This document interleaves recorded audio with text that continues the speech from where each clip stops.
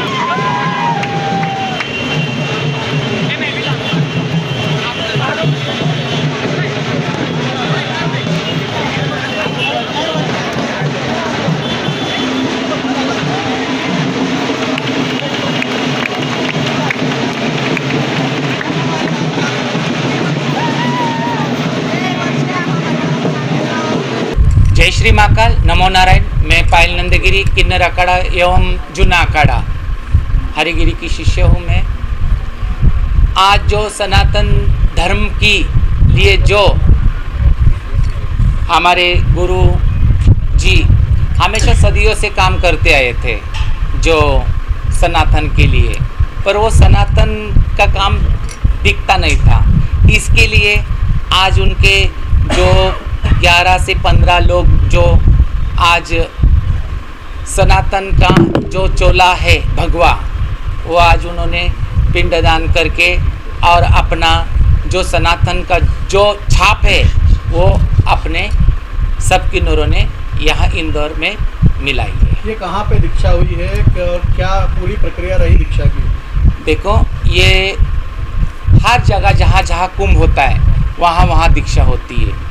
जैसे 4 जगह कुंभ होता है, जैसे नासिक में होता है, हरिद्वार में होता है, इलाहाबाद में होता है, ऐसे 4 जगहों में कुंभ होता है। तो हमारी प्रतिक्रिया जो उज्जैन में हुई है, जो दीक्षा में जैसे पिंडदान होके जो अपना जो जन्म पूर्ण जन्म होता है वो अगले श्रेणी में चले जाते, ऐसे पिंडदान करके इन्होंने दीक्षा ली है। अब ये लोग कैसे क्या कार्य करेंगे समाज हित में? देखो,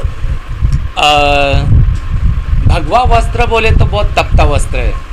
तपता वस्त्र झेलने के लिए भी उसके लिए काया होनी चाहिए। तो ये मेरे हर किन्नर लोग हैं, ये आज तपता वस्त्र उनको धर्म की ध्वज दिया है इनके सर पे, और ये उनका कार्य बहुत पूर्ण से निभाएंगे। वहाँ पर हमेशा देखा गया है कि इंदौर ही ऐसी एक जगह है जहाँ पर आप लोग मतलब आपका जो समूह है वहाँ पर बच्चों को भी आप शिक्षा दे रहे हैं। इंदौर में हमने ऐसा देखा है, हमेशा पायल माँ से हमेशा बातचीत की गई है, तो माँ अब इसको भी कैसे आगे बढ़ाएंगे? देखो, पायल माँ और बड़ी माँ ये हमेशा गरीबों के लिए और सनातन के लिए आगे बढ़ चढ़ के काम करते आए हैं, और इसी के लिए जो सनातन धर्म किन्नर के लिए दुर्मिल हुआ था, इसलिए उन्होंने आगे चढ़ के ये सारे किन्नरों को आज सनातन बना दिया। देखा गया है कि उनके निवास पर भी छोटे छोटे बच्चे हैं जिनको एक किसी प्रकार की शिक्षा दे रहे हैं, तो उसको भी कैसे अब आगे, जैसे सनातनी की आप बात करें, तो किस तरह से उनको आगे शिक्षा के लिए बढ़ाएंगे?